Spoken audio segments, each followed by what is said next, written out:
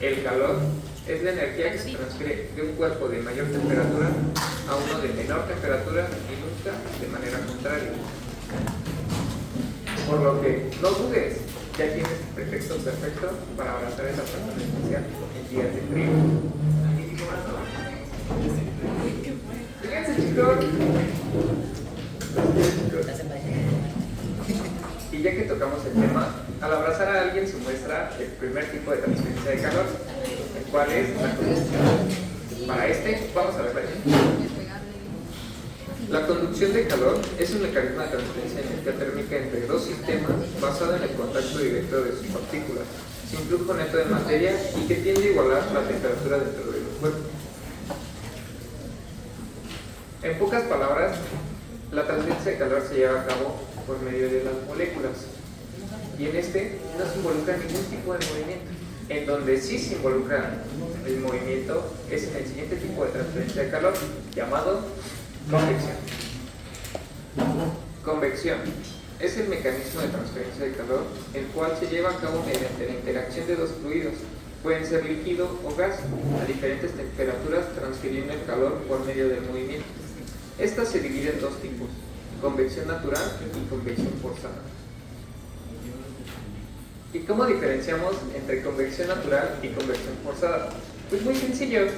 En la convección natural, el movimiento se da por un cambio de densidades, tendiendo la parte más caliente a subir y la más fría a bajar. Mientras que en la convección forzada se lleva a cabo el movimiento por un elemento externo. Este obliga a moverse a las partículas y a transferir calor más rápidamente. Por ejemplo, al momento de entrar tu café en las mañanas, si nosotros lo dejamos estático, este produciría movimiento por el cambio de densidades y se enfriaría un poco más lento, provocando una convección natural, ya que si lo movemos, se enfriaría un poco más rápido y esto produciría una convección forzada debido al movimiento que estamos impregnando nosotros.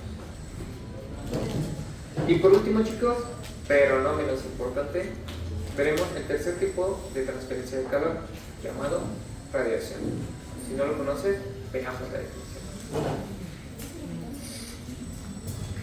Radiación, también conocida como radiación termoiónica, es la energía electromagnética que emite un cuerpo a determinada temperatura.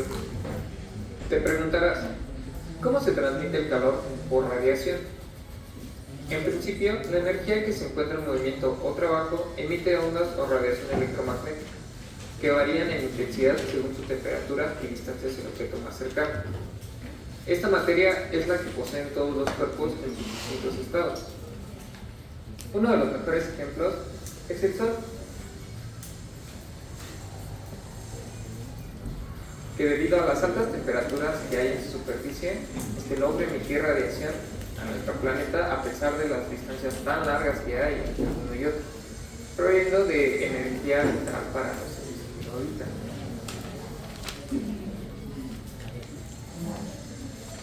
Y pues hay que tener esto muy en cuenta, ya que a mayor temperatura, mayor es la transferencia de calor por radiación.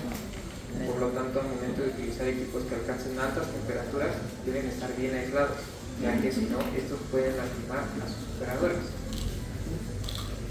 En conclusión, es importante conocer los tres tipos de transferencia de calor, ya que interactuamos con estos en nuestro día a día, y al conocerlos nos puede facilitar muchas de las acciones o procesos que hay en nuestra vida cotidiana. Y bueno, si te gustó el video, no olvides darle like, suscribirte y activar la campanita. Este fue un video más de... Entonces ahí vimos dos mecanismos de transferencia de calor, que son tres formas, ¿no?, de poder transferir el calor: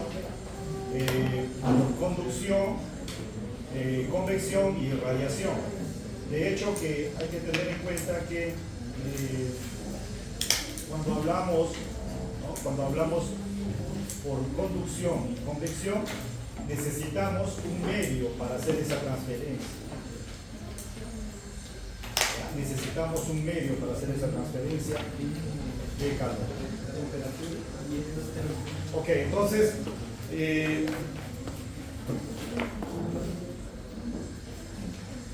conducción. Convección necesitan un medio para hacer posible esta transferencia. Pero la que no necesita el medio, ¿no?, es justamente radiación. Ok. En el caso de conducción, ese medio puede ser un cuerpo sólido o puede ser un fluido en reposo. Y la ecuación que va a regir, ¿no?, esta transferencia está acá, donde Q es el calor y T es el tiempo. El calor entre el tiempo, eso se conoce como flujo de calor. O sea, Q sobre T se llama flujo de calor. Pero ¿qué vemos ahí? Que el flujo de calor depende directamente ¿de qué? De esta constante de conductividad. ¿Ok? Entonces, si esa constante de conductividad térmica es pequeña, el flujo será pequeño. Pero ojo, eso va a depender de, o mejor dicho, no va a depender de que si está perdiendo o está ganando. ¿Ok? Si está perdiendo, perderá lentamente, ¿no? Porque ese valor, si ese valor es pequeño, si está perdiendo. Y si está ganando, también ganará lentamente. A ver, ¿cómo les explico entonces? La grasa es un buen aislante. Entonces, la grasa, ya, lo que va a hacer es, como es un aislante térmico, disminuir ese flujo de pérdida de calor. Pero ¿qué pasaría si hay un ambiente donde hay mayor temperatura que la nuestra? También, ¿no?, lo que vamos a recibir o lo que vamos a absorber va a ser menor. ¿Ok? Entonces es tanto para ganancia o pérdida. Ese valor de K es muy importante porque en base a eso se puede clasificar entonces en conductores térmicos y aislantes térmicos. ¿De qué más depende? Depende de A, que sería la sección transversal. Por ejemplo, acá la sección transversal es de la superficie que está a una temperatura 1 y la que está a la temperatura 2. Esa es la sección transversal. Dicho en otras palabras, imagínense que yo estoy aplicando a una vestimenta. Entonces, la superficie sería todo. Si esa persona está desnuda, la superficie sería la superficie corporal. ¿Ok? Pero imagínate que estamos en el polo, ¿no?, hasta desnudo. Entonces, ¿qué pasa? Yo tengo que ver, ¿no? Como depende acá, depende del área. Entonces, si el área es mayor, entonces va a haber mayor pérdida, ¿sí o no? O sea, mayor flujo de calor directamente, ¿no? Entonces, lo que se trata es de abrigarse, y a veces, si ustedes se dan cuenta en los buzos, ¿no?, de repente tiene tan solamente esta partecita, ¿no?, que también debe mantenernos a una temperatura, ¿no?, igual es a pérdida de temperatura dentro de lo normal. ¿Qué significa? Que los procesos metabólicos que se dan dentro puedan compensar eso. Ok. Y L, que sería la distancia que hay entre esa superficie que está a la temperatura 1 y la otra que está a la temperatura 2. O sea, ese L, si yo estoy hablando de vestimenta, sería el espesor.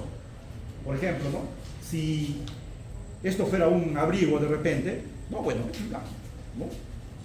Ok, acá tenemos la superficie a una temperatura, ¿no?, menor, y acá a una temperatura mayor. Entonces, esto sería el L. Entonces, ¿qué vemos? Inversamente proporcional, ¿sí o no? Entonces, si ese L es mayor, o sea, quiere decir que si esto fuera más grueso, la pérdida sería menor. ¿Ok? Pero a un buzo que está a bajas temperaturas, ¿no? Pues en el mar las temperaturas están bajo cero también. Entonces, no lo voy a decir, utiliza una vestimenta más gruesa, ¿sí o no? Incómodo. Ustedes han visto, ¿no?, la del buzo es como una piel. Entonces, ¿dónde es el que está variando? Aquí, en este K. Ese K entonces es nuevos materiales que se hacen, ¿no? De tal manera que conocemos de repente casacas térmicas. Antes, para irse a la sierra, se llevan con un poncho, encima una frazada, no sé qué más se metían, ¿no? Encima. Pero ahora no, o sea, puedes utilizar una casaca térmica y hace la misma función. ¿Ok? Bueno, entonces ahí tienen ustedes, ¿no?, el flujo de calor, ¿ya?, relacionado con todas estas variables. Pero la que no se puede cambiar, ¿cuál es? Delta de temperatura. Ese delta de temperatura no puedo cambiar. ¿Por qué? Imagina, nosotros estamos alrededor de 37. Y ahorita, ¿cuánto está la temperatura? Que esté, a ver, 20. Entonces, esa diferencia, ¿cuánto sería? 17. Ok, pero si yo me voy al polo norte, por ejemplo, que sea ahí menos 10, entonces la diferencia sería, ¿cuánto? 47. Entonces, imagínense, directamente proporcional. Directamente proporcional. Flujo de calor con delta de T directamente proporcional. Y eso, ese delta de T va a hacer que se gane o se pierda. No, de repente yo me voy a, no sé, a la playa de Ipanema, que está cerca de 41 grados más o menos. Entonces, en este caso, ahora sería todo lo contrario, ¿no? Estaría ganando.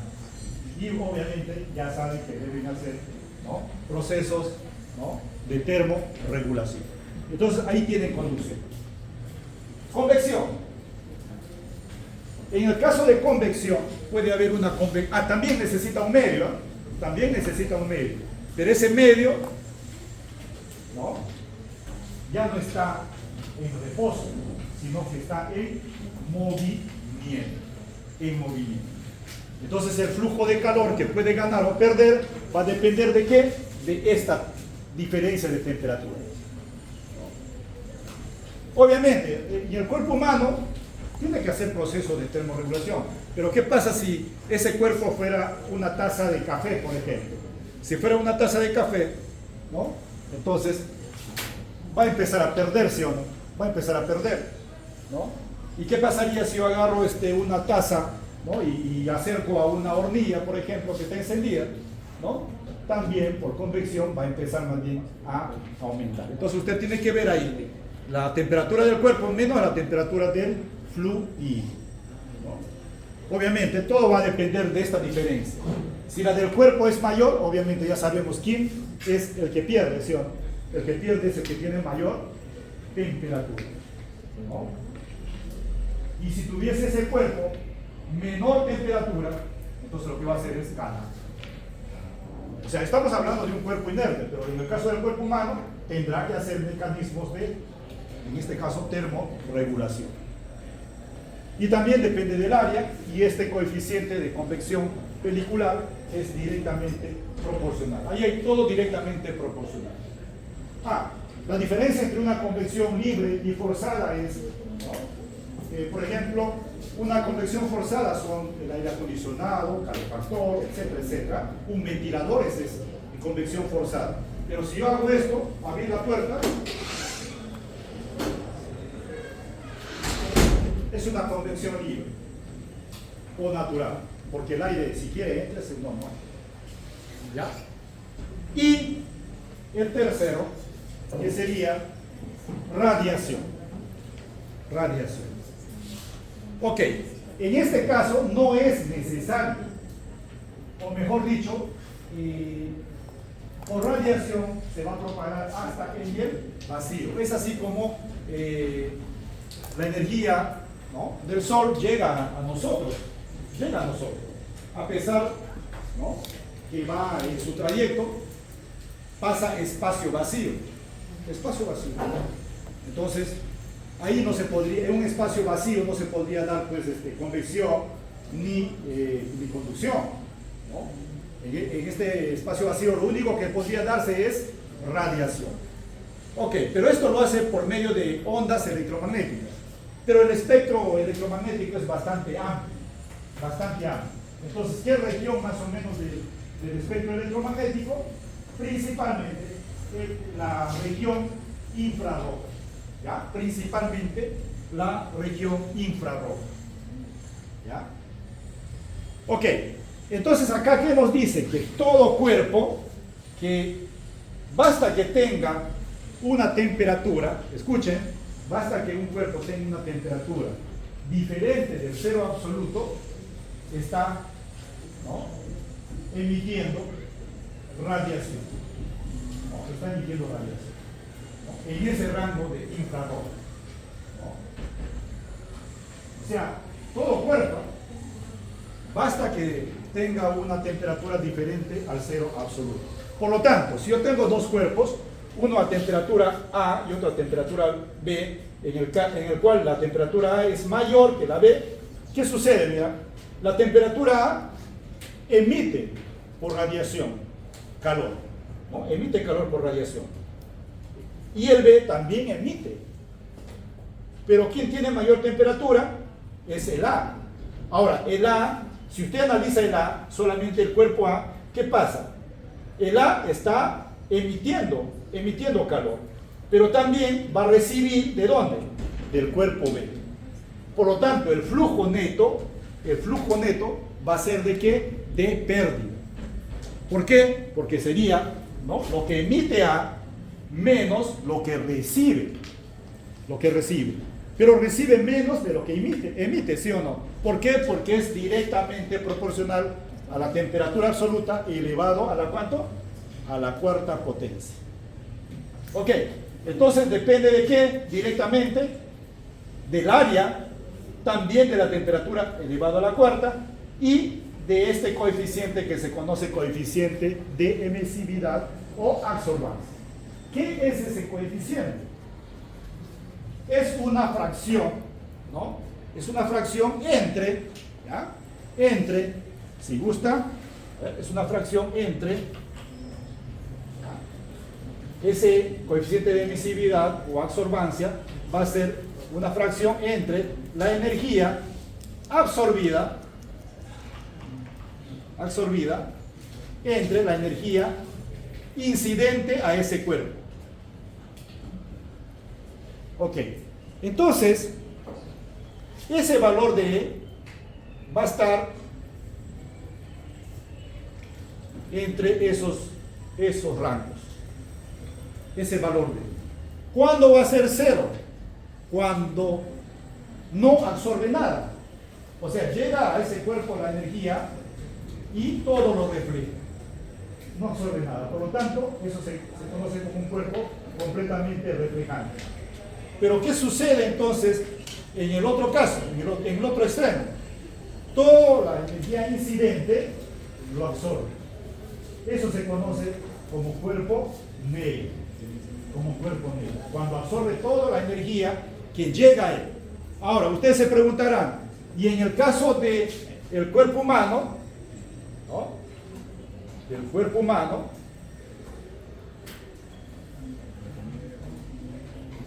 esto está, fíjense ustedes, más o menos entre estos valores.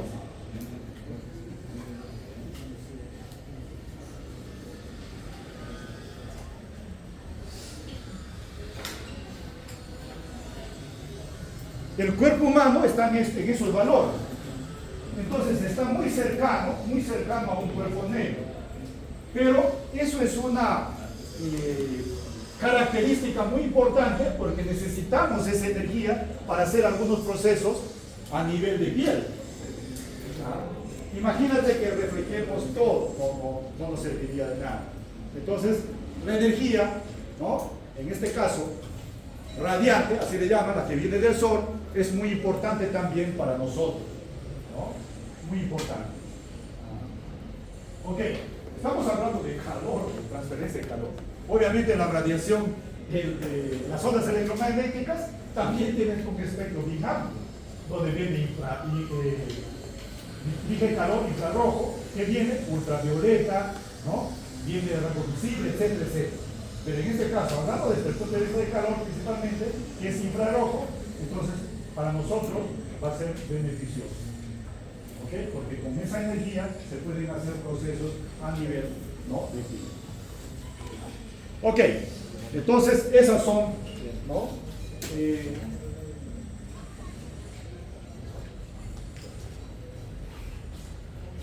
¿ok?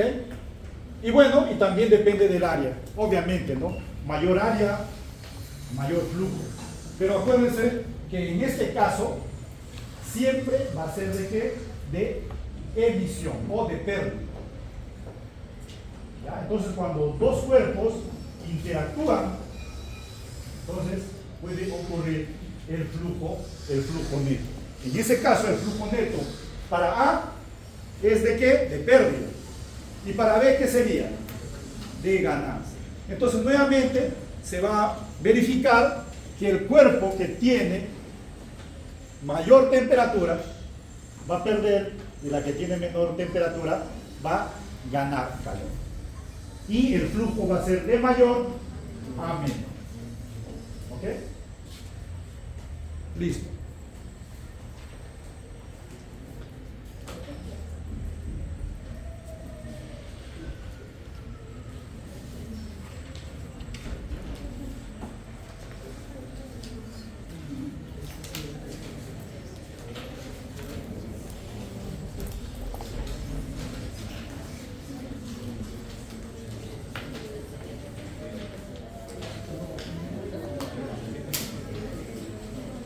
Ok, entonces imagínense, hay muchas situaciones donde podemos nosotros ver, en el caso de transferencia de calor, podemos ver si es por conducción, si es por radiación, si es por convección.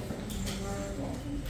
Por ejemplo, cuando una persona hace ejercicio, ¿no? Hace ejercicio, entonces, ¿qué sucede? Ya sabemos que metaboliza más rápido el oxígeno, por lo tanto hay un incremento de CO2 adicionado a eso el calor que libera en esa reacción bioquímica, y entonces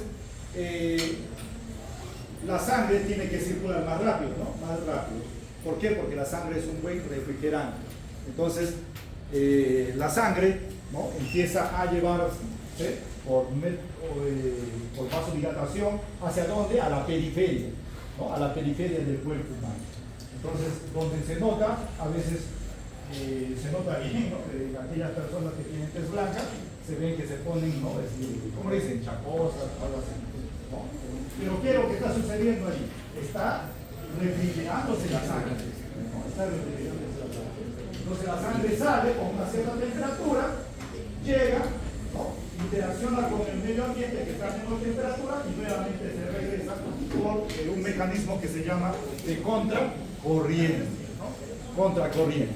Entonces, fíjense ustedes ahí, hay un fluido y ese fluido está en movimiento, no está estático. Por lo tanto, eso es un ejemplo de convección, ¿no? Convección.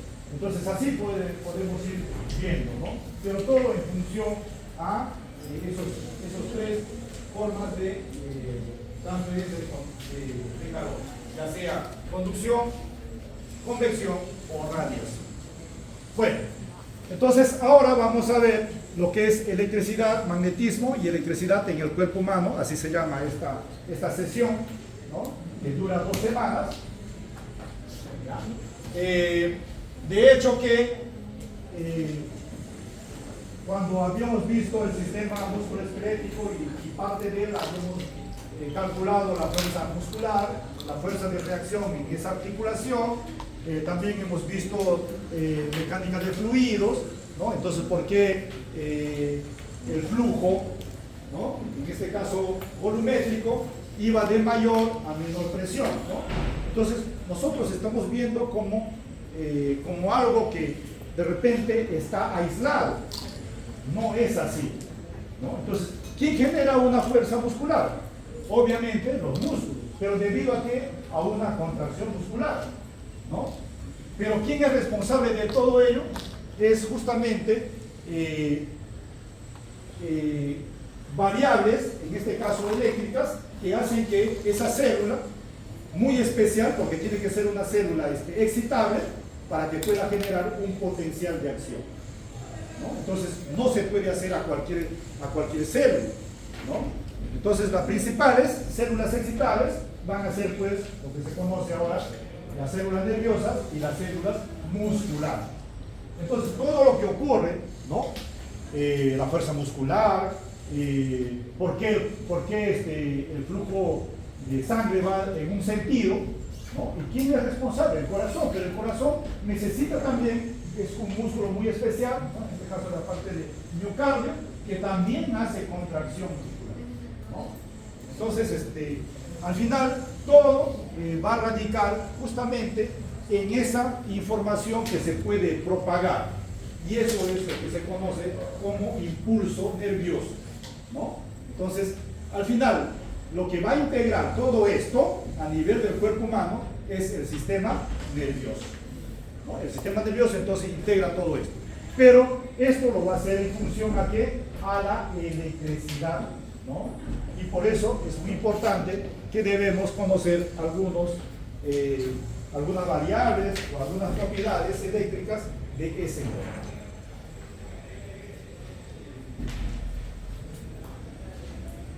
Ok, entonces vamos a ver esto.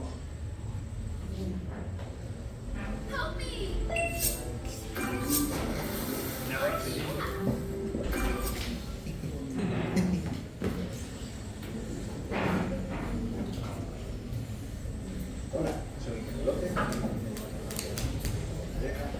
y hoy vamos a hacer un vídeo sobre los sistemas eléctricos. Este vídeo va a tratar un tema un poco más técnico de lo habitual, pero nos va a ser de mucha ayuda para futuras investigaciones que haremos sobre patologías tan diversas como las arritmias cardíacas, la epilepsia, los trastornos autistas, el efecto que hacen las enfermedades locales e incluso la actividad de los electrónicos sobre nuestra salud. Para ello, aprenderemos cómo funciona la membrana de nuestros neuronas y estructuras musculares ante los estímulos eléctricos, cómo consiguen transmitir información de unos a otros y cómo consigue la información viajar a una cierta distancia del cuerpo. Uno de los más populares del sistema nervioso es que se basa en impulsos eléctricos. Estamos muy acostumbrados a ver ilustraciones en las que se pone de manifiesto la naturaleza eléctrica de nuestros No sé por qué se escucha tan bajo. Está en 100%.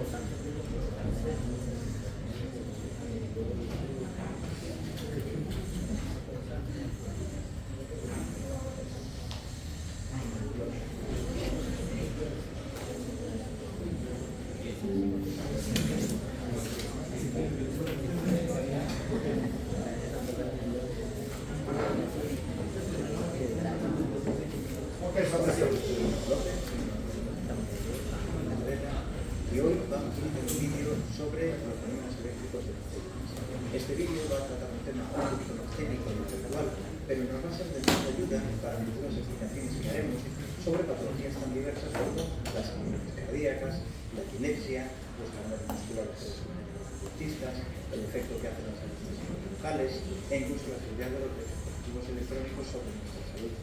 Para ello, aprenderemos cómo funciona la membrana de nuestros neuronas y nuestras células musculares ante los estímulos eléctricos, cómo consiguen transmitir información de unos a otros y cómo consigue la información viajar a una cierta distancia dentro de nuestro propio cuerpo. Uno de los aspectos más populares del sistema nervioso es que se basa en impulsos eléctricos. Estamos muy acostumbrados a ver ilustraciones en las que se pone de manifiesto la naturaleza eléctrica de nuestro sistema nervioso y de nuestro sistema muscular. Y lo primero que deberíamos saber es que nuestros circuitos nerviosos no se parecen tanto como creeríamos a los circuitos electrónicos que estamos acostumbrados a ver. Todos tenemos una idea, más o menos intuitiva, de que un circuito electrónico consta de uno o más componentes conectados por un cable habitualmente de metal a una fuente de voltaje como puede ser una batería o un generador eléctrico. Debido a las propiedades de la mayoría de los metales conductores, los electrones fluyen con relativa libertad desde un extremo de la fuente al extremo contrario, pasando por los componentes y causando el efecto deseado, en este caso de este circuito simple, la iluminación de la bombilla. Y cuando pensamos en nuestras neuronas, es habitual que, probablemente debido a todas esas ilustraciones en las que aparecen chispitas viajando por las neuronas, pues tendamos a pensar que lo que ocurre en ellas es parecido a lo que vemos en este cable, un flujo de electrones viajando por el axón. Esto no podía ser más lejano a la realidad. La realidad se parece mucho más a esto que veis en este otro dibujo, a un cambio de polaridad, como si fuera un montón de pilas girando alternativamente y cambiando la polaridad de la membrana, y al hacerlo en forma de ola, transmitiría un impulso eléctrico. El segundo concepto que debemos tener claro es el de la ósmosis. La ósmosis es un efecto físico que dicta que cuando colocamos dos disoluciones a distintas concentraciones separadas únicamente por una membrana semipermeable, que puede dejar pasar, por ejemplo, solamente el disolvente de esa solución, la tendencia es a igualarse la concentración a ambos lados. A efectos prácticos, esto implica que en esta solución que veis, en la cual hay sal común disuelta en agua a distintas concentraciones, el agua fluiría de donde la concentración es menor a donde la concentración es mayor hasta que la concentración fuese igual a ambos lados de la membrana. O bien hasta que la entrada de agua acabase encontrando una resistencia a la elasticidad de la otra vasija, o que la ley de la gravedad impidiese que alcanzase un mayor nivel de agua, lo que se conoce como presión osmótica. Esto es un efecto indirecto de la segunda ley de la termodinámica que explica muy bien quantum fracture en este otro vídeo. La tendencia es a que la solución sea homogénea a ambos lados de la membrana. En el caso de las células humanas es todavía un poquito más complicado, porque la membrana fosfolipídica de nuestras células es impermeable al agua, pero está dotada de una serie de canales que permiten el paso cada uno de una sustancia. En el caso que vemos aquí, un canal de la fructosa, un canal que tenemos de hecho en las células del intestino delgado. En este caso, la tendencia espontánea sería que las moléculas de fructosa huyesen de la zona donde hay mayor concentración a donde hay menos, hasta que la concentración fuese la misma a ambos lados de la membrana. Es decir, pasaríamos de una zona hipertónica y una zona hipotónica a ambas zonas isotónicas, ambas zonas con la misma concentración. Y otro concepto que hay que recordar, y que seguramente la mayor parte de vosotros sabréis, es el concepto de la repulsión electrostática. Si tenemos un ion cargado positivamente, como este catión de sodio que estamos viendo aquí, su tendencia va a ser siempre a huir de los campos eléctricos positivos y dirigirse a los campos eléctricos negativos. Y esto le da todavía más particularidades a las células humanas, porque muchas de las sustancias que están disueltas en las células y fuera de ellas son sustancias cargadas eléctricamente. Son cationes, que son iones cargados positivamente, o aniones, que son iones cargados negativamente. Como ejemplo clásico, el sodio, que ha cedido un electrón, y el cloro, que ha robado un electrón, lo cual hace que uno sea positivo y el otro negativo.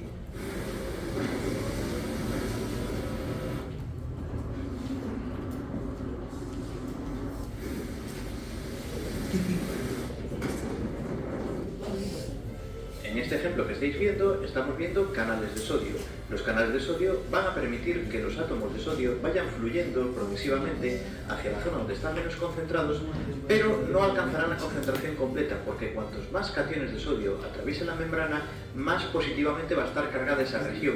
Y al final, toda la carga positiva acumulada en esa zona creará un campo positivo que tenderá a rechazar los iones de sodio. Entonces, impedirá que todos los que desearían entrar en base a las leyes de la ósmosis acaben entrando por pura repulsión eléctrica. Y en esta otra imagen vemos cómo sería el ambiente dentro y fuera de una célula, por ejemplo en una neurona. Una particularidad que tienen las neuronas y muchas otras células humanas es que si hacemos una suma de todas las cargas eléctricas de los iones que hay dentro de la célula y fuera de la célula, arrojará una diferencia de potencial. Veremos que las células están cargadas negativamente con respecto al exterior, habitualmente con lo que se llama un potencial de reposo de unos menos 0,90 milivoltios, es decir, 0,90 milivoltios más negativo en el interior que en el exterior. Una de las consecuencias de esta carga es que, en general, los cationes, los iones cargados positivamente, como el ion sódico, el potásico, el cálcico o los protones del hidrógeno y los hidroníos, tengan una tendencia electrostática a irse hacia el interior de la célula. Del mismo modo, los iones cargados negativamente o aniones, como podemos ver aquí, el ion bicarbonato y el ion cloruro, tienen una tendencia a salir de la célula por la relativa positividad del exterior de la célula con respecto al interior. Además de esta carga eléctrica, hay otro fenómeno en nuestras células. Si os fijáis bien, la concentración que hay del ion sódico es mucho mayor en el exterior que en el interior. Y del mismo modo, la concentración de potasio es mucho mayor en el interior que en el exterior. Esto provoca que haya una tendencia natural de los iones de sodio a intentar entrar en el interior de la célula, y también de los iones de potasio a escapar. A pesar de que la carga neta de la célula es negativa, la altísima concentración de potasio hace que los iones de potasio tienden a salir.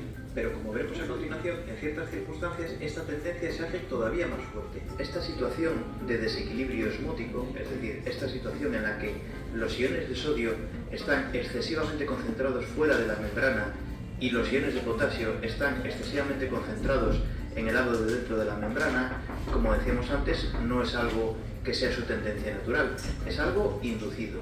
Y eso se consigue mediante el transporte activo. Se consigue mediante una proteína transmembrana, es decir, una proteína que comunica ambos lados de la membrana, llamada la bomba de sodio-potasio. Está constantemente drenando iones sódicos hacia afuera e iones potásicos hacia adentro. Funciona como funcionaría la bomba de achique de un barco, que está constantemente sacando hacia afuera el agua que ha entrado accidentalmente dentro del casco, y tiene que trabajar constantemente porque, como veremos a continuación, los fenómenos de despolarización y repolarización de la célula implica el consumo constante de estos dos electrolitos. Este bombeo constante se lleva a cabo consumiendo energía, dado que lo hace contra la presión osmótica natural. Volvamos al ejemplo de antes, a esa membrana celular con un exceso de iones de sodio en su exterior y de iones de potasio en su interior. Esa proteína que veis a la izquierda es un canal de sodio voltaje dependiente. Esta proteína tiene la particularidad, además de que solamente deja pasar a los iones de sodio, el hecho de que tiene una compuerta exterior y una compuerta interior. Cuando cambia levemente el potencial local y se alcanza lo que se llama el potencial umbral, se abre súbitamente la compuerta de entrada de esa proteína y permite durante unos pocos milisegundos la entrada de cationes de sodio. Es un cortísimo periodo de tiempo, pero el suficiente para que entren las suficientes cargas positivas dentro de la célula como para que el potencial se invierta y ahora, en vez de ser negativo, se convierta en positivo, lo que se llama el potencial de acción. Cuando se alcanza ese voltaje positivo, se provoca la deformación del canal de potasio que veis a la derecha. Esto permite la salida de unos cuantos iones de potasio, lo cual de nuevo provoca que el potencial vuelva a ser negativo, al salir múltiples cargas positivas al exterior. Una vez alcanzado de nuevo ese potencial negativo de reposo, el canal de potasio vuelve a adquirir su forma original y ya está listo para provocar una nueva despolarización. Esto lleva una pequeña cantidad de tiempo que llamamos periodo refractario y que pone un límite a la cantidad de impulsos por segundo que se pueden enviar. Esto, en este ejemplo en el que solamente tenemos un canal de cada tipo, no resulta muy espectacular. Pero ahora, imaginaos todos los canales de sodio dispuestos a lo largo del axón de una neurona. Cuando un canal de sodio se abre, provoca una despolarización local que hace que su vecino se abra también, y esto provoca una ola de despolarización. Y de un modo paralelo, pocos milisegundos después, los canales de potasio se abren y crean el mismo efecto, provocando una repolarización también en onda. El efecto final de todo esto es que la despolarización y su repolarización consiguiente avancen por el axón a gran velocidad, como vemos en esta animación, o como veíamos en la animación del principio del vídeo, como un cambio de polaridad en las baterías. Y precisamente el efecto de algunos anestésicos tópicos consiste en bloquear el funcionamiento de estos canales críticos para la transmisión del impulso, de manera que una vez que la despolarización alcanza a los canales bloqueados, no progresa de ese punto y por tanto se bloquea la información, incluyendo la información dolorosa. Todo esto que hemos explicado nos deja un hueco, por supuesto, y es que ese potencial ha tenido que surgir de algún lado y tiene que dirigirse hacia algún lado. La respuesta a esto son las sinapsis neuronales, las que unen una neurona a la siguiente y que permiten que una neurona pase el impulso eléctrico a la siguiente de la línea. El funcionamiento de esos puntos de unión, de esas sinapsis entre neuronas, merecería un vídeo aparte porque tienen sus canales específicos, muchos de los cuales responden, en vez del voltaje, a la liberación de los neurotransmisores. Pero os dejo un enlace a este vídeo de Clara García del canal de Neuroces, en el cual explica los dos grupos principales que existen de sinapsis, y de paso en su canal encontraréis muchos vídeos interesantes sobre los fenómenos biológicos que afectan a nuestro cerebro. Y ahora que hemos aprendido cómo se despolariza una célula, creo que es más fácil que entendamos, por ejemplo, por qué es tan importante mantener una... Ok, a ver, entonces hemos visto ahí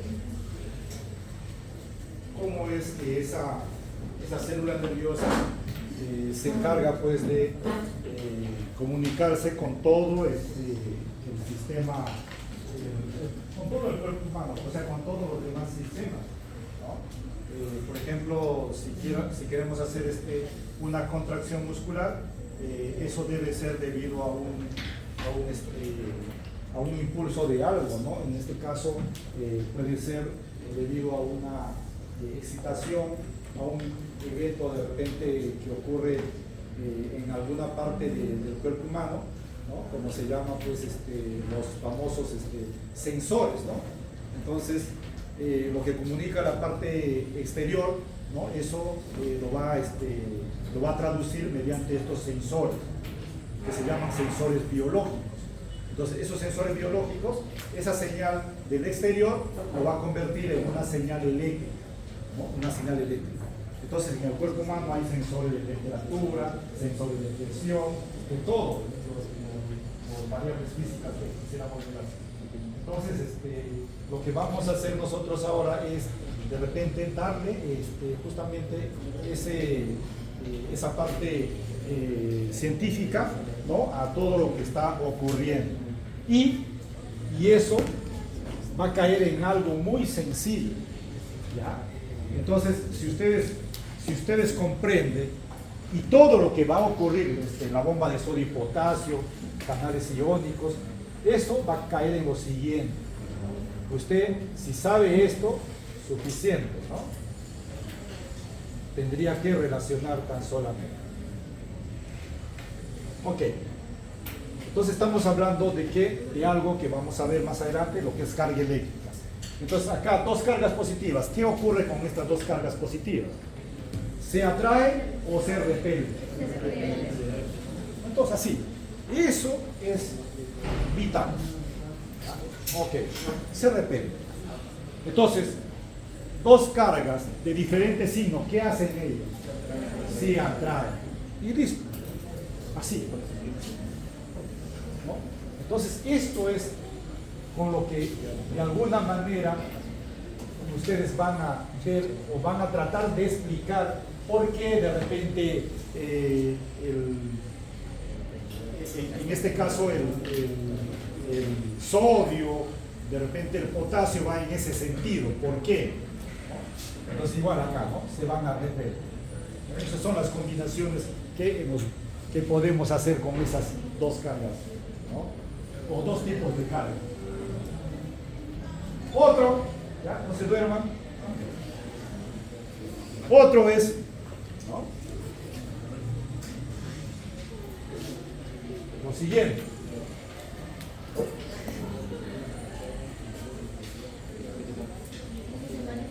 Ok. Si acá hay una placa plana, paralela, por ejemplo, esto está, vamos a poner que esté a 2 voltios de potencial, ¿no? Y esto esté, a ver, a menos 5 voltios.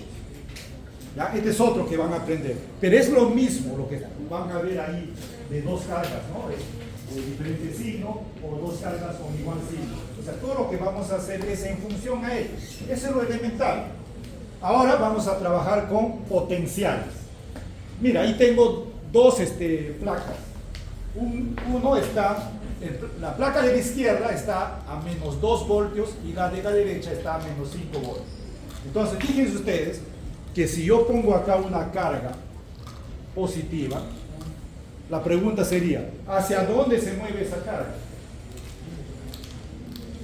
¿Ya? ¿Hacia dónde se mueve esa carga? Entonces, ¿ya? Entonces, ¿qué es lo que vamos a hacer? Cuando veamos esto, ¿ya?, vamos a comparar cuál de las placas tiene mayor potencial. La izquierda. Ok. La que tiene mayor potencial, ustedes van a asumirlo cargado positivamente. ¿Y la que tiene menos? ¿Hacia dónde se mueve? Ajá. ¿Qué es lo que estamos viendo? Nuevamente. Ajá. Claro. ¿Por qué? Porque esto con esto van a hacer repulsión. Y con esto tiene que hacer atracción.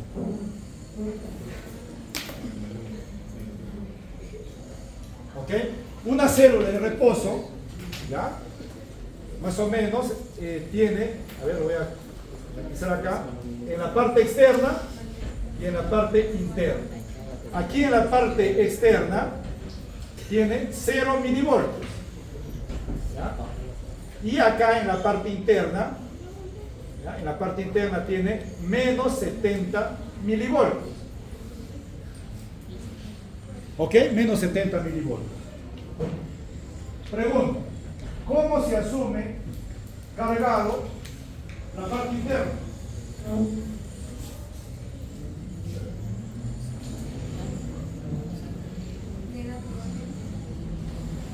Negativo. ¿Por qué? Bueno, revisen acá.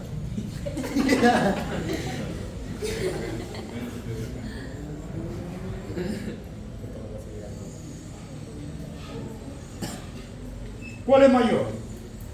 ¿0 milivoltios o menos 70 milivoltios? Bueno, ahí está todo lo que quieren saber. Se acabó la cosa. ¿Quién sería? Ok. Bueno, entonces ahora les voy a enseñar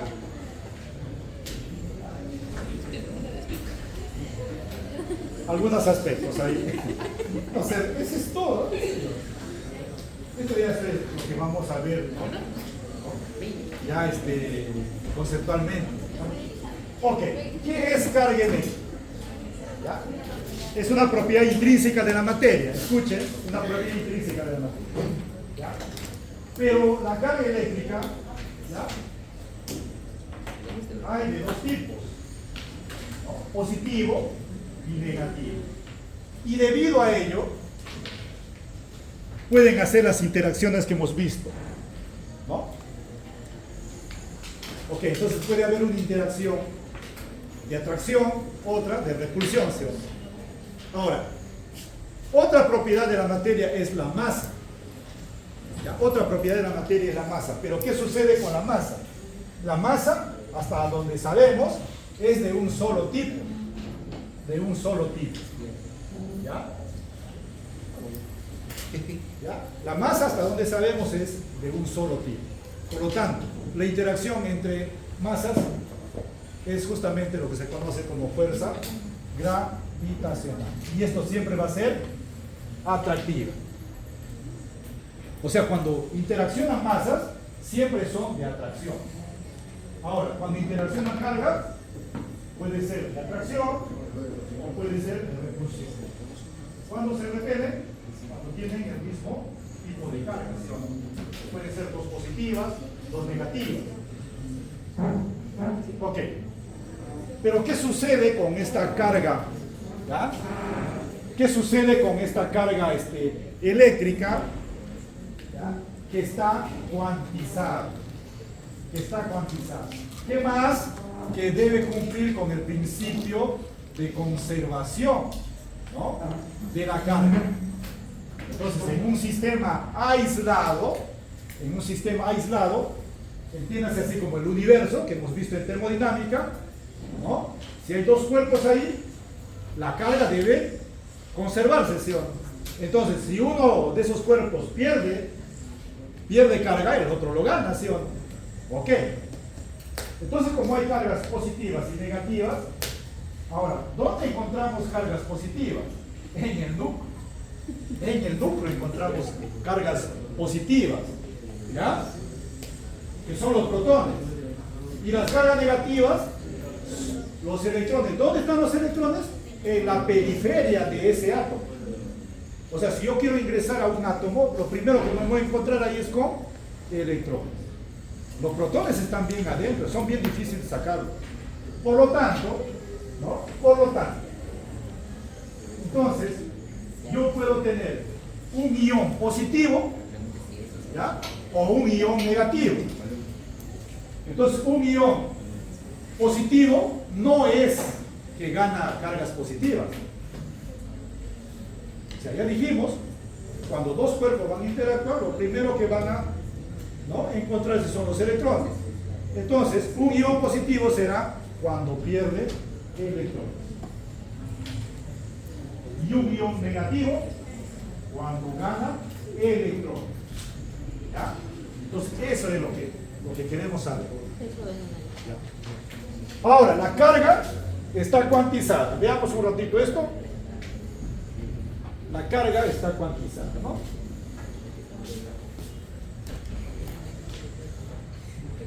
Ok, está cuantizada. ¿Qué dice? Que la carga de cualquier cuerpo debe ser un múltiplo entero de ¿qué? De esta carga eléctrica fundamental. Ok. ¿Y cuánto es este E? Es 1,6 por 10 a la menos 19 coulomb. Ok. Pero si este N, ¿no?, este N pertenece al al conjunto de los números enteros, entonces ese N va a tener valores, ¿no? Por ejemplo, menos 3, así, ¿no? Puntos suspensivos, así, menos 3, menos 2, menos 1, 0, 1, 2, 3 puntos suspensivos. Ese es el conjunto de los números enteros. Entonces, quiere decir que para que esa carga exista en la naturaleza, tiene que ser un múltiplo entero ¿de quién? De ese valor de E, que es 1,6 por 10 a la menos 19. Ok. Por lo tanto,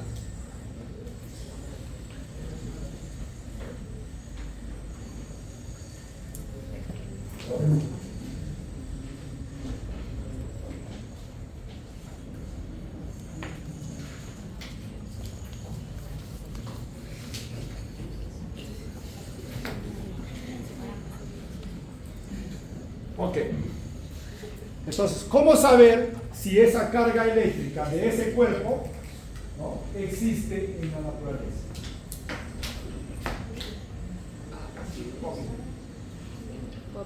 Tiene que ser múltiplo entero ¿de quién? De esa carga eléctrica fundamental. Ok, entonces, ¿cómo voy a hacer? Yo voy a hacer uno y ustedes harán el resto. Voy a trabajar con esto. Entonces, N, aquí va a ser igual, la carga Q, entre E, ¿sí o no? Por lo tanto, voy a reemplazar para el caso A. Sería menos 3,2 por 10 a la menos 19, bueno, yo lo he hecho por comodidad, 1,6 por 10 a la menos 19, ¿cuánto es N? ¿Cuánto es N? Menos 2. Es un número entero. Por lo tanto, esta carga existe en la naturaleza. Ahora reemplacen el paralelo.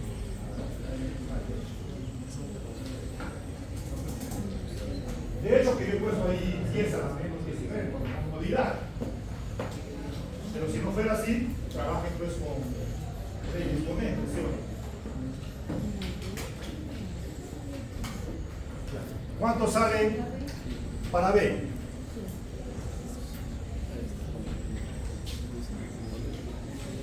¿Cuánto sale para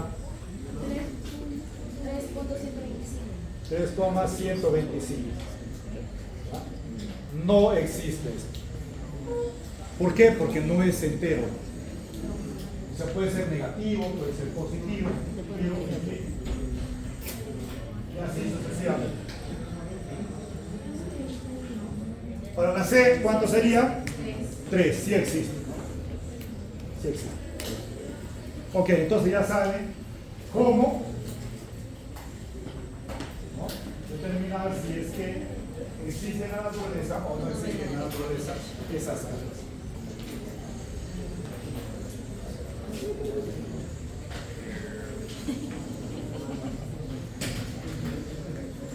Campo eléctrico, ¿no? Campo eléctrico, el campo eléctrico es una magnitud física vectorial. Lo que queremos acá es entender, ¿ya?, ojo, por convención. Aquí se trabaja por convención, ¿ya? Por convención.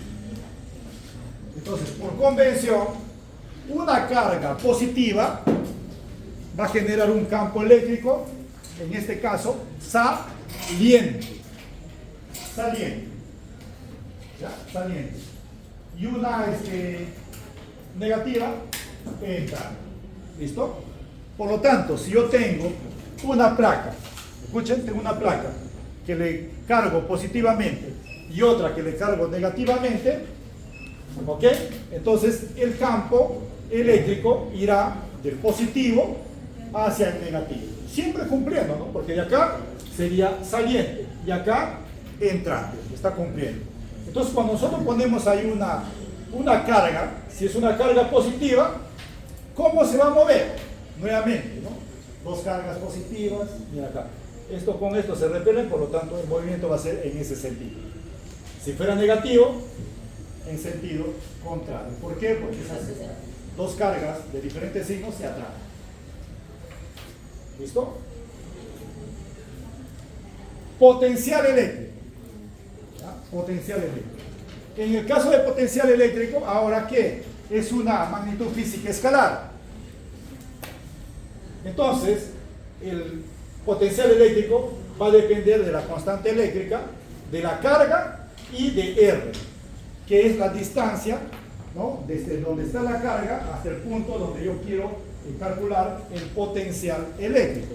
Pero ¿qué me doy cuenta? Como esto es una magnitud escalar, entonces quiere decir que todos aquellos puntos que están a la misma distancia R, o sea, todo esto de acá, que forman este círculo, tienen el mismo potencial.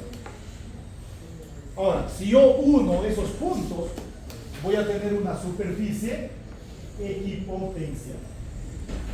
¿Ok? Entonces esa superficie equipotencial, ¿no?, se forma a partir de los puntos con mismo potencial eléctrico. ¿Ok? Entonces, vamos a ver lo que ya habíamos dicho, ¿no?, fundamental aquí. Miren acá. Vamos a poner acá en el centro hay una carga positiva, ¿ok? Hay una carga positiva. Entonces, a una distancia R1, escuchen, a una distancia R1 hay un potencial 1. Y a una distancia R2 hay un potencial 2. Yo les voy a preguntar, pero la respuesta está ahí. Ok. Entonces, el potencial, ¿cómo está variando con R? Inversamente. Entonces, ¿cuál potencial es mayor? Ahí está. ¿Cuál potencial es mayor? Ahí está.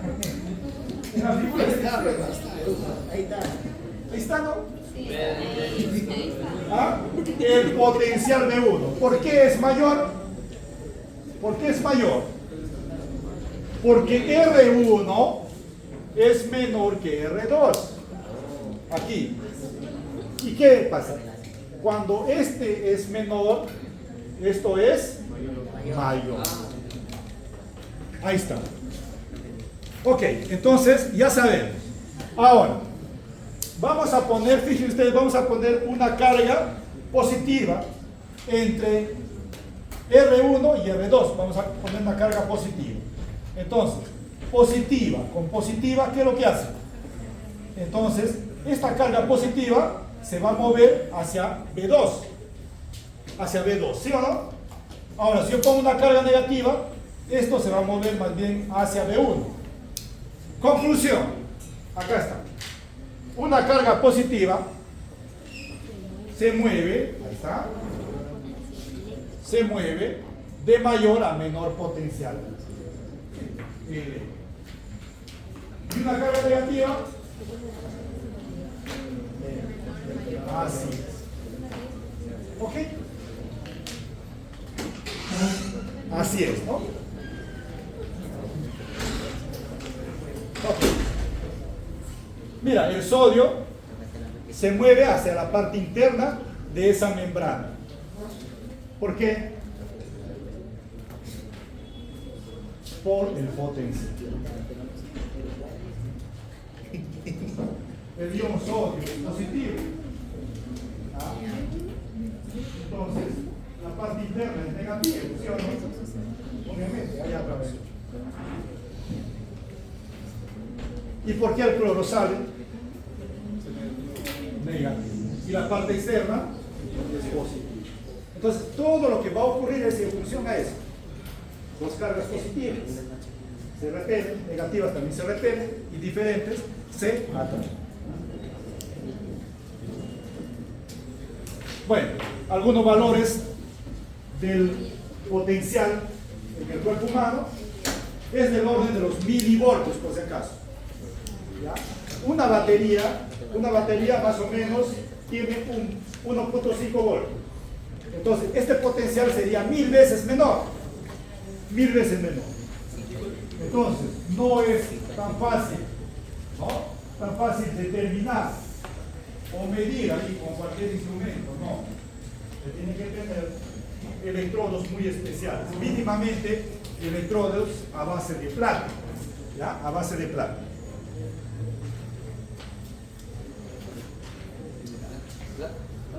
corriente eléctrica. ¿Ya? Ok. Corriente eléctrica se llama ¿a qué? Al flujo de partículas cargadas. Pero en este caso, convencionalmente, son partículas cargadas positivas. Ok. B1 es el potencial en esta región y B2 en esta otra región. Para que el flujo vaya en ese sentido de corriente eléctrica convencionalmente, acuérdense, la corriente eléctrica convencionalmente es el flujo de cargas positivas. Pero las cargas positivas, ¿cómo se mueven? De mayor a menor potencial. Es por eso que B1 es mayor que B2. Y va a existir corriente eléctrica basta que ¿ya? Una partícula cargada esté en movimiento.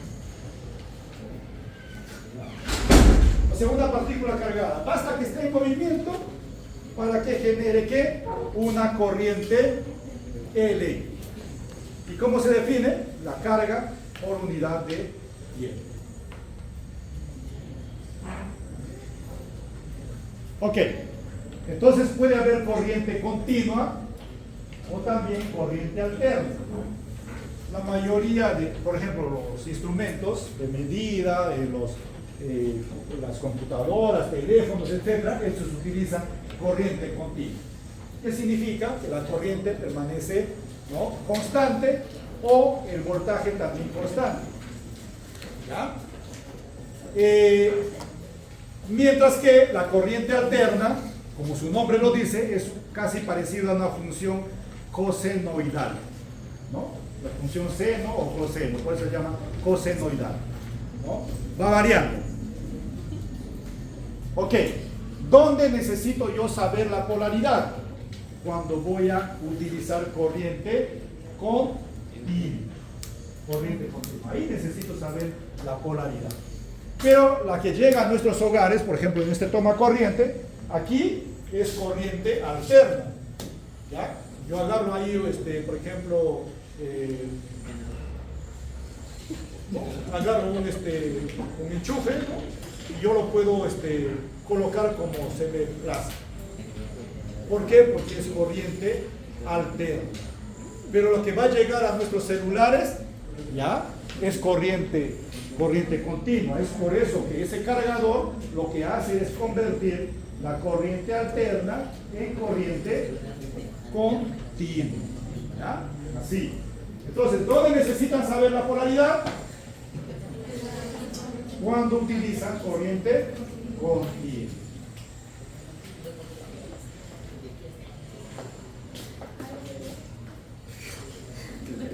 Resistencia eléctrica. Ok. Acuérdense que la resistencia hidrodinámica, ¿quién lo daba? La viscosidad. Perfecto. Ahora, aquí, ¿quién lo va a dar? La resistividad. ¿Ya? La resistividad. Por lo tanto, la resistencia eléctrica va a ser igual a la resistividad multiplicado por la longitud de ese conductor entre el área, que es la sección transversal de ese conductor. Ok, como ven ahí, puede relacionar directamente con la resistividad, directamente con la longitud, inversamente con el área de la sección transversal. Pregunta entonces, ¿cuál conductor tendrá mayor resistencia? ¿Un conductor delgado o un conductor grueso? Mayor resistencia. Grueso. Grueso. Sí, conteste gruesa. Grueso delgado. Claro. ¿Ya? El que tiene mayor resistencia, ¿cuál es? El delgado. ¿Ya? ¿Por qué? porque es inversamente proporcional. Es por eso que en algunos instrumentos ya de medida, ¿no?, que tienen de repente alta resolución, etcétera, los cables son bastante gruesos. ¿Pero por qué? Porque tratamos de minimizar esa resistencia. ¿Ya? Entonces, si A es mayor, R es menor. Pero ¿qué pasa con esta resistencia? Cuando hay mucha resistencia se libera calor. Es por eso que esas luces de Navidad ya no se utilizan actualmente, ¿no? Ahora se utilizan LEDs.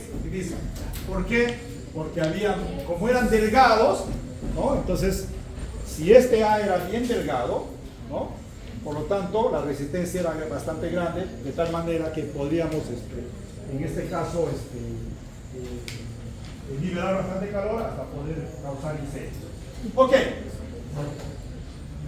¿Cómo yo calculo la resistencia eléctrica de un conductor? ¿Ya? Si yo conozco las propiedades, ¿ya?, eléctricas de ese conductor y las propiedades mecánicas, geométricas, a ver, propiedades eléctricas y propiedades geométricas, utilizo la ley de Euler. ¿Ya? Si yo conozco propiedades físicas y propiedades geométricas, utilizo la ley de Euler. Pero si no conozco nada de ese conductor, utilizo la ley de Ohm, la ley de Ohm. ¿Dónde está la ley de Ohm? Está por acá. Ahí está la ley de Ohm. ¿Ya? Mira, acá está el conductor. No conozco nada de ese conductor. ¿Ya? Entonces lo único que voy a hacer es colocarle una batería y calcular la corriente. Por lo tanto, la resistencia va a ser el potencial entre la corriente. Ok, entonces ustedes se preguntarán, ¿cómo es que ahora se conoce propiedades eléctricas de las membranas celulares? Si yo no conocía nada de eso. No se conocía nada. Entonces, si no se conocía nada, con la ley de Ohm. Una vez obtenido la ley de Ohm, se correlaciona con la ley de Euler. Con la ley de Euler. De tal manera, ahí sí ya podemos conocer. Entonces, resistencia, según la ley de Euler, era, ¿no?, y según la ley de Ohm, era delta de B sobre I. Entonces, si yo no conozco nada de esa membrana, calculo la resistencia. Y lo único que voy a relacionar ahora, delta de B con I, y puedo despejar, ¿no?,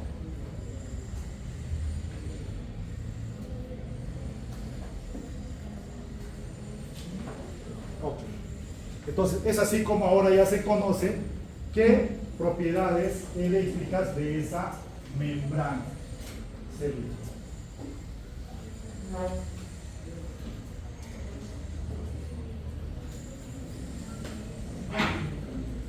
Entonces esa es la importancia de esas dos leyes.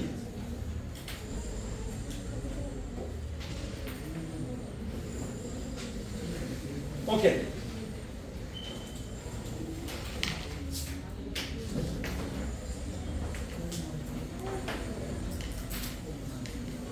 Pero también la membrana celular se comporta, ¿no?, como un condensador eléctrico.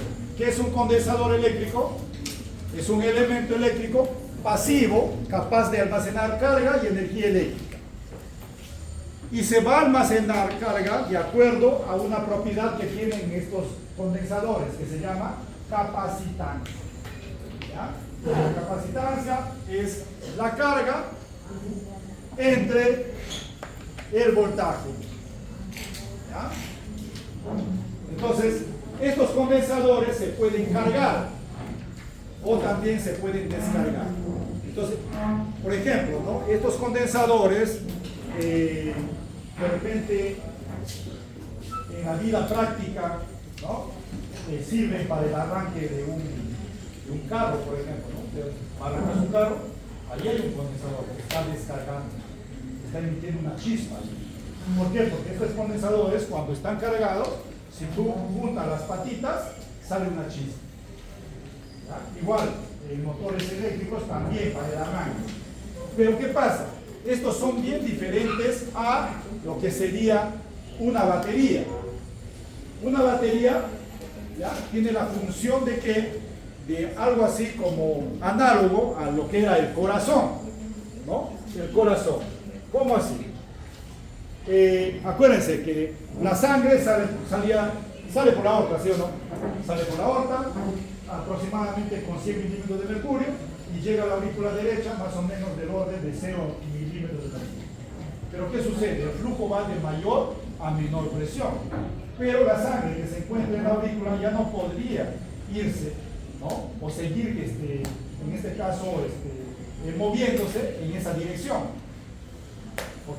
Entonces ahí actúa el corazón, ¿no? De tal manera que su función del corazón era aumentar esa presión, haciendo una contracción auricular, luego una contracción ventricular, y lograr así, en promedio, los 100 milímetros de mercurio. Una vez que logró eso, nuevamente circula. Entonces cada vez que llega a la aurícula derecha, empieza a funcionar el corazón. Ya cuando lo levantó hasta los 100, y sigue, y así. Aquí también, la batería tiene esa función, mira, la batería tiene esa función, esta es la batería. Entonces la parte más larga acá es positivo y la parte más corta es negativo. De tal manera, la corriente, ya dijimos, por convención son partículas cargadas positivas. Entonces van a ir de mayor a menor potencial. Pero ¿qué pasa? Aquí está con mayor potencial, pero cuando pasa por esta resistencia, ¿no? ¿Qué es lo que pasa? Disminuye su potencial, ¿no? ¿Por qué? Porque hay una resistencia eléctrica, así como la resistencia hidrodinámica, ¿no? Entonces, llega acá con menor potencial. Ya no podría seguir circulando. Entonces, ahí es donde esa batería le va a dar, digamos, o va a hacer mecanismos ahí para aumentar su potencial. Una vez que está acá, listo, continúa. Y cada vez que llega acá, esa batería le va a hacer así. Pero un condensador, ¿qué es lo que pasa? También cuando está cargado se comporta algo parecido. Pero cuando llega acá, a este punto, el condensador le da energía. Pero esto cada vez se va descargando. Se va quedando sin energía. Entonces llega un momento en que se descargó. Mientras la batería no, la batería sigue funcionando. Entonces esa es la diferencia, ¿no? Con lo que nos puede dar, en este caso, ¿no? Los condensadores. ¿Ok? Bueno, ahí tenemos una idea muy interesante, viendo la analogía, ¿no? Acuérdense, ¿no? Ahí están los vasos sanguíneos, ¿no? Y ya sabemos, si circula por acá líquido, entonces esto se comporta como resistencias eléctricas, ¿no? Conexiones en serie, paralelo, y igual para el caso de condensadores. ¿Ok? Entonces, acuérdense, la ley de Ohm se va a utilizar, ¿no? Se va a utilizar cuando no conocemos nada. Así.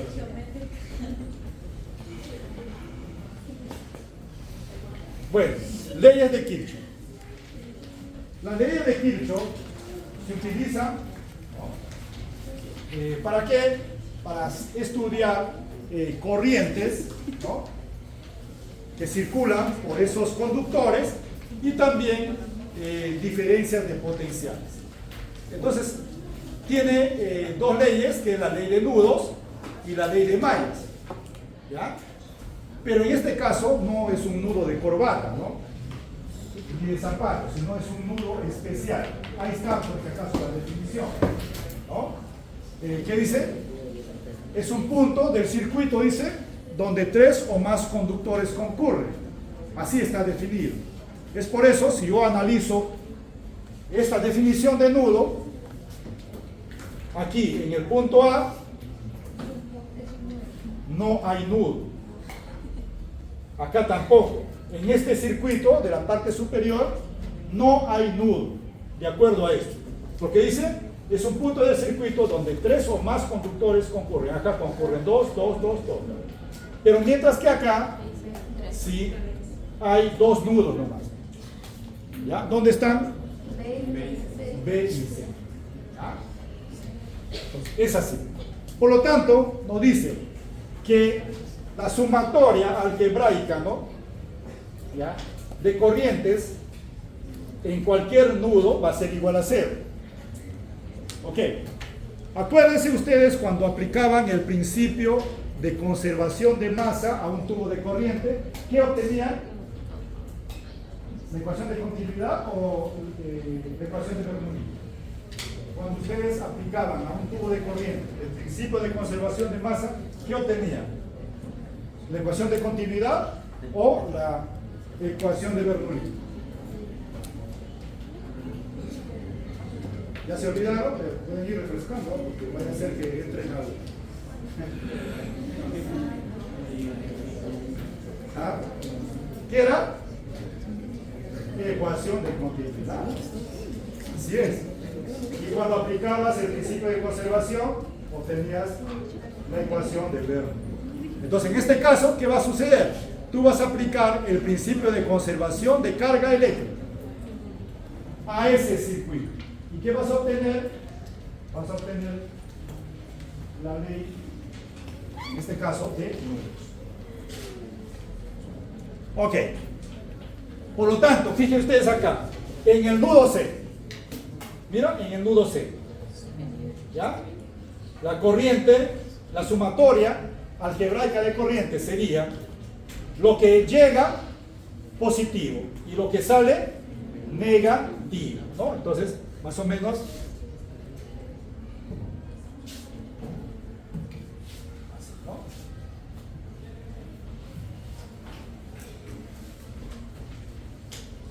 Creo que estaba así. A ver, ¿me ayuda? Y 2 acá, ¿no? Y 2 aquí. A ver, ayuden. ¿Dónde es I2? No, ahí es I2. Acá hay 2. En el otro es Aquí. I3. Y Y ahí es I1. Listo. Ok. Entonces, en este nudo debe cumplirse, ¿no?, con el principio de conservación de carga. Ok, entonces yo digo sumatoria de corrientes en este nudo, que es el nudo, ¿qué nudo es? La letra C. Listo. Esto es igual a C. Lo que llega, positivo. ¿Quién más? ¿Quién más llega? ¿Y quién sale? Negativo. ¿Ok? Así. Igual así. ¿Ya? Lo que llega a ese nudo, positivo. Y lo que sale, ¿ok? Esa es la. Siguiente. Ley de mallas. Ahora está basado en el principio de conservación de energía. Acuérdense, ¿no? Ley de nudos. Aplicamos principio de conservación de carga. Ley de mallas, principio de conservación de energía. Ok. ¿Qué nos dice? Malla es una trayectoria conductora cerrada. Trayectoria conductora cerrada. ¿Ya? ¿Y qué nos dice? Que la suma algebraica de los voltajes en cualquier malla es 0. ¿No? En cualquier malla, como se va a conservar, ¿no?, la energía, entonces la sumatoria ahí va a ser 0. Ok. De acuerdo a ello, ¿cuántas mallas hay arriba y cuántas mallas hay en el circuito de abajo? Arriba, ¿cuántas mallas hay? ¿Cuántas mallas? Arriba, ¿cuántas mallas hay? Solamente uno. Solo uno. ¿Ya? Una trayectoria cerrada. En el circuito de abajo, ¿cuánto hay? ¿Cuántos? Hay tres. Hay tres. ¿Ya? Entonces, sale de E, F, C, B, E, una malla. B, C, D, A, otra malla. Y E, F, C, D, A, B y E, tres mallas. ¿Ok? Bueno,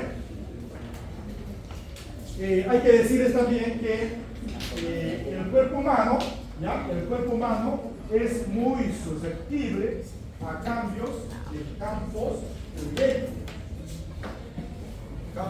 A cambios de campos eléctricos. ¿Ya? Pero a cambios de campo magnético muy poco. O sea, para que tengan una idea, el campo eléctrico, perdón, el campo magnético terrestre, aquí lo tienen, en la superficie de la Tierra, 0,5 por 10 a la menos 4 teslas. ¿Ya? Entonces, si en estos momentos, ¿ya? Si en estos momentos el polo magnético cambiase así 180 grados, yo no lo voy a percibir. Pero algunos animales sí. Algunos animales, ¿no? De repente la navegación aérea también, ¿no? Se tocaría de repente con carrocero, etc. Ok, entonces para que sea perceptible o pueda afectar algo en el cuerpo humano, ¿qué es lo que tengo que hacer? Aumentar como 10.000 veces ese valor. Cuando aumento 10.000 veces, ¿qué pasa? Yo con ese campo magnético, literalmente, ¿no? Hago bailar a esos hidrógenos del cuerpo humano. Así como el general llega a un batallón y le dicen, a ver, levanten la mano derecha, todos levanten. Bájenlo, descansen, etc. Entonces, eso lo puedo hacer, pero con 10.000 veces más. Acá está. Unidades médicas de imagen con resonancia magnética, 1.5 teslas. Con esos valores estamos hablando de 10.000 veces más. Y gracias a eso se pueden hacer imágenes por resonancia. Ok, pero ¿qué es importante de aquí? Es que la fuerza eléctrica, ¿ya? La fuerza eléctrica actúa en la misma dirección del campo eléctrico, pero la fuerza magnética no. La fuerza magnética, ¿ya? Actúa perpendicular al campo magnético. Entonces, imagínense, ¿no?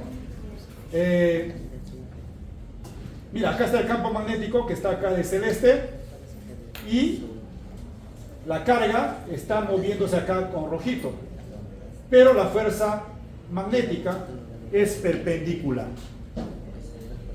Mientras que la fuerza eléctrica, ¿no? La fuerza eléctrica actúa en la misma dirección del campo eléctrico. Ok. Esto es bastante importante en la generación o la producción de repente de rayos X, y en el caso de campo eléctrico, y en el caso de campo magnético para ver de repente, en este caso, isótopos. Así es como se determinaron los isótopos, ¿no? ¿Por qué? Porque esto va, como actúa una fuerza perpendicular, entonces si ese isótopo era menos pesado, podría, digamos, desviarse más que lo más pesado, ¿sí o no? Y de esa manera se pueden ver isótopos, ¿no? También, bueno, según dicen que si nosotros aumentamos la intensidad de ese campo magnético en resonancia magnética, podríamos tener algún problema en el callado de la aorta, ¿no? ¿Por qué? Porque como la sangre tiene hemoglobina y esto es parte, digamos, ahí hay hierro, ¿no? Entonces el hierro con el campo magnético, entonces podría, digamos, hacer, digamos, es como un carro que va a dar una curva. Cuando va con mucha velocidad, ¿qué pasa? Sale por la tangente, algo así podría ocurrir. Pero al menos con ese 1.5 no se ha visto esos casos, ¿no? Acuérdense que la sangre sale del corazón por callado de la aorta, entonces hay una curva ahí, entonces si hay mucho campo magnético podría salirse, ¿no? Pero no. Ok, entonces eso es lo que quiero decir. Y también, a ver, gracias al campo magnético, ¿ya? Gracias al campo magnético terrestre, todavía estamos aquí vivos, ajá, así literalmente. Gracias, estamos vivos. ¿Sabes por qué?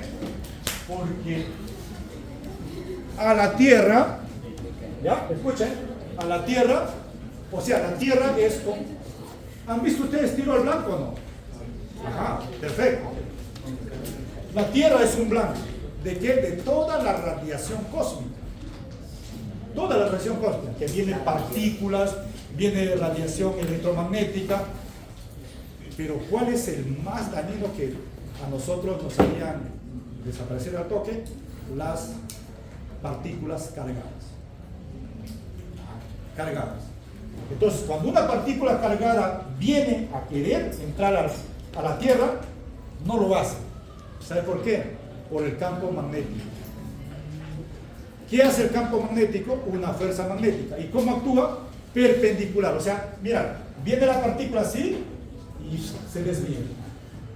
O sea, es como si yo quiero dispararlo y hay algo que no desvía, entonces nunca le voy a dar. O sea, nos defiende ¿de qué? De las partículas cargadas, altamente energéticas, nos matarían al toque. De eso nos defiende. Pero ¿sabes de qué no nos defiende? De la radiación electromagnética. ¿Por qué? Porque no tiene carga.